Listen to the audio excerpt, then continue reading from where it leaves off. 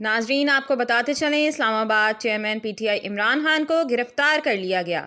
Chairman PTI Imran Khan को गिरफ्तार करके इस्लामाबाद हाई कोर्ट से ले जाया जा चुका है। जियो न्यूज़ के मुताबिक रेंजर्स ने साबिक वजीर आज़म को हिरासत में ले लिया। इमरान खान को इस्लामाबाद हाई कोर्ट अहाते से गिरफ्तार किया गया। नैब ने अलकादिर ट्रस्ट केस में साबिक वजीर आज़म को गिरफ्तार किया। अलकादिर ट्रस्ट केस में 1 मई को इमरान खान के वारंट गिरफ्तारी जारी किए गए।